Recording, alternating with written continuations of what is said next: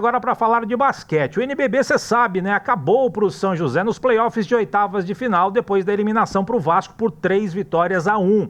E o nosso repórter João Delfino, que está de olho no conclave, foi conversar com o técnico Regis Marrelli para fazer um balanço aí da temporada. Diz aí, João, boa tarde.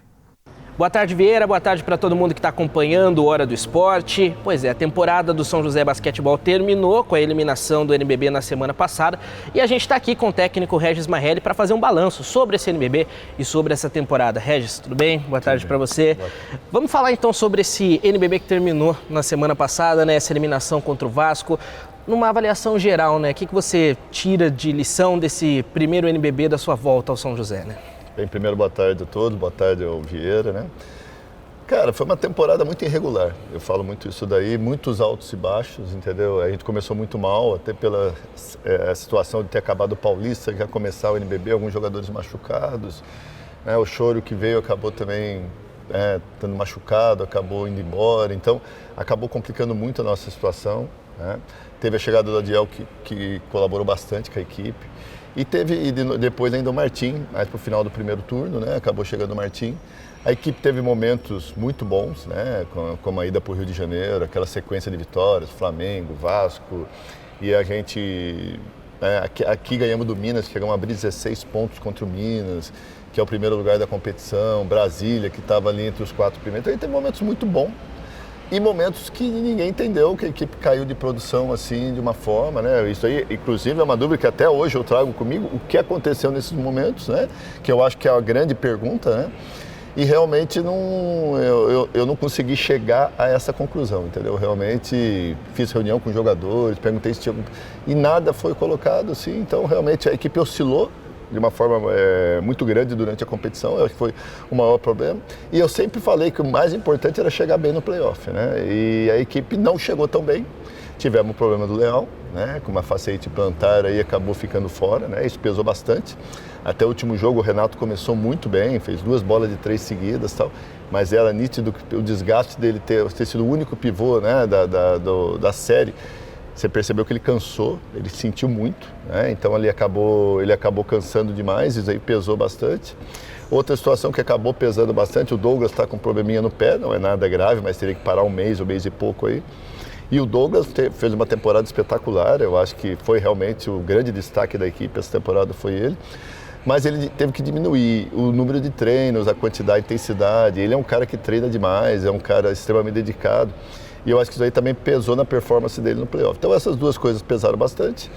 E eu acho que defensivamente a equipe não foi bem, né?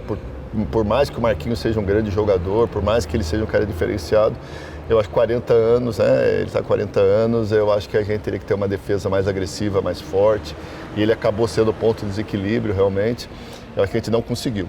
Então, eu acho que de uma forma geral, a minha análise é essa. Eu acho que defensivamente a gente não foi bem no playoff. Tivemos alguns problemas de contusão. Né? Tomamos, acho que mais de 83 pontos de média do playoff, então é muita coisa. Tá? Infelizmente, em casa a gente não conseguiu as vitórias. Né? A gente acabou ganhando no Rio, mas em casa não. Né? Agora, tem os lados positivos, que é a presença da torcida. No último jogo, a gente tinha 4.000 pessoas no ginásio. Então tem muita coisa, eu acho que a Arena devagarzinho está se estabelecendo, né? A Arena Farmaconte está se estabelecendo como uma casa do basquete. São coisas importantes, eu acho que a equipe teve momentos muito bons, né? Como o Paulista, a chegada vice-campeão paulista, eu acho que fazia bastante tempo que São José não conseguia alcançar uma final, né? Isso também acabou sendo muito importante. E os bons momentos também do NBB, né? Algumas grandes vitórias, bons momentos, mas eu acho que o que fica é a irregularidade do time durante a competição. Ainda sobre o Paulista, né, Regis? O São José, como você disse, chega a uma final. Você acha que, de repente, no Paulista, o São José entregou mais do que todo mundo esperava e, de repente, subiu uma régua para o NBB e aí o time acabou entregando menos em relação ao que se esperou depois que foi criado no Paulista? Cara, eu acho que agora, fazendo essa análise agora, eu acho que a tônica do time foi irregularidade. Se for ver lá no começo, nós começamos muito mal o Paulista também, não começamos bem.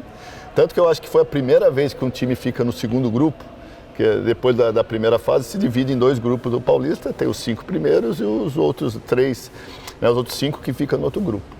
E a gente ficou no segundo grupo, né? E eu acho que é a primeira vez que um time que está no segundo grupo chega a uma final. Então, quer dizer, aí já mostrava a irregularidade do time mesmo durante a competição. Começamos mal e terminamos bem o Paulista, né? Então eu acho que a tônica da equipe foi a regularidade. Eu não acredito que subiu a régua, porque, por exemplo, ganhamos do Flamengo, ganhamos do Minas, né? Ganhamos de Franca em Franca. Então, quer dizer, você não pode falar, não, o nível subiu e a equipe, né, não conseguiu jogar com as principais equipes do país, vamos falar isso. Não foi, porque a gente ganhou das principais equipes do país, ou dentro ou fora. Ganhamos do Vasco do Rio, Flamengo no Rio. Então, tem time que você fala, não, só joga bem em casa. Não foi o caso, porque nós ganhamos fora de casa grandes jogos. Então eu acho que realmente, talvez pela característica dos jogadores, eu não sei, né? Quando você monta um time, você não tem essa ideia de exatamente o que vai acontecer, mas é um time que não tinha regularidade, né? Talvez uma liderança maior do time, nos momentos que o time desandava. Então fica difícil fazer essa análise. Eu vou ser muito sincero. Se você falar para mim hoje, você sabe exatamente. Eu não sei, porque eu não sei. Durante as conversas com os próprios jogadores, você via que não tinha uma posição que eles mesmos falavam, não, está acontecendo isso. Não, o cara não falou, não, olha, é um momento, não tem nada. Então fica muito difícil saber fazer essa avaliação. E agora, já vendo um futuro, né? Já uma indefinição, de repente o seu desejo, qual que é, de repente, para a próxima temporada no São José? Por enquanto não foi conversado nada, né? Desde que acabou completamente não teve nenhuma conversa. É lógico que eu gostaria de ficar aqui, é a cidade que eu moro, a cidade que eu gosto, eu adoro trabalhar aqui, né? Eu gosto da torcida, eu gosto da cidade, moro na cidade, diferente de eu ir para outro lugar ou não, eu vou continuar morando em São José, porque é a cidade que eu me apaixonei quando vim para cá, minha família, então eu gosto daqui, então se eu puder ficar aqui, para mim é excelente.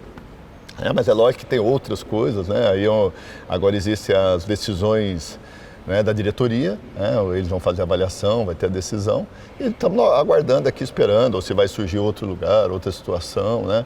Realmente agora a vida nossa é complicada, tanto jogador, atleta, né? A gente sabe que a cada um ano tudo pode mudar, né? Eu já trabalhei em Salvador, já trabalhei em Brasília, já trabalhei para tudo que é lugar.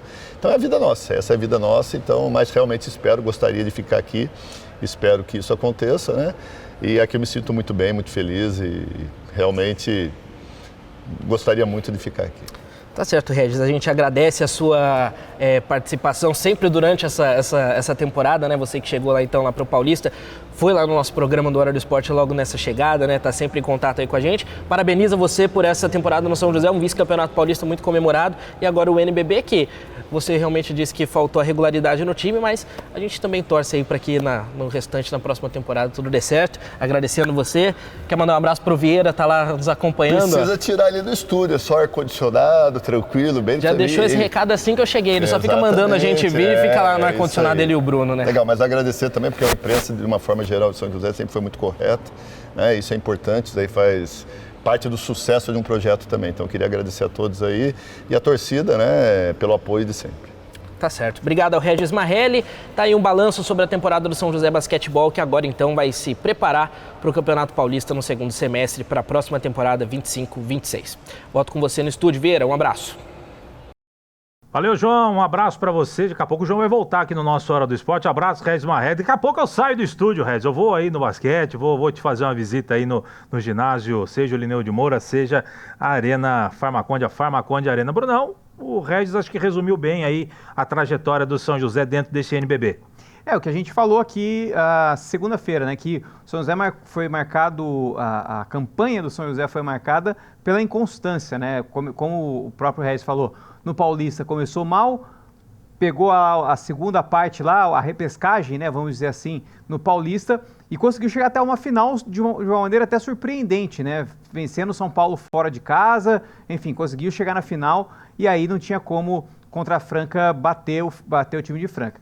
No NBB a mesma coisa, começou muito mal, né? O recorde negativo de derrotas seguidas e aí do meio para frente começou a engrenar algumas vitórias. No segundo turno começou bem, né? Diferentemente do primeiro, com vitórias seguidas fora de casa contra os times do Rio. E aí no final a tônica foi isso, foi essa instabilidade. Quando o São José precisava ganhar, não ganhou para ficar em 8º lugar. Então, essa inconstância aí do São José, fora a questão de desfalque, de elenco, que acontece com toda a equipe, então acabou aí marcando o São José na temporada. Pois é, agora a expectativa se Regis Marrelli e São José Basquetebol vão se acertar para a sequência do trabalho ou se o Regis vai comandar outra equipe e um novo treinador chegará para a equipe do São José. Tem tempo, geralmente o basquete eles começam a decidir essas coisas no final da temporada, vai começar ainda as quartas de final do NBB, tem muita coisa para acontecer, vamos aguardar e tomara que cheguem a um acordo para o Regis permanecer no São José. A gente sabe aí do carinho que ele tem e tudo mais, e é um grande treinador, penso independente da amizade com o treinador que eu tenho, mas vejo que é uma boa para o São José a sua permanência, mas tem que ser bom para os dois lados, tanto para o clube quanto para o treinador. Sucesso na trajetória aí do Regis Marrelli e também do São José Basquetebol.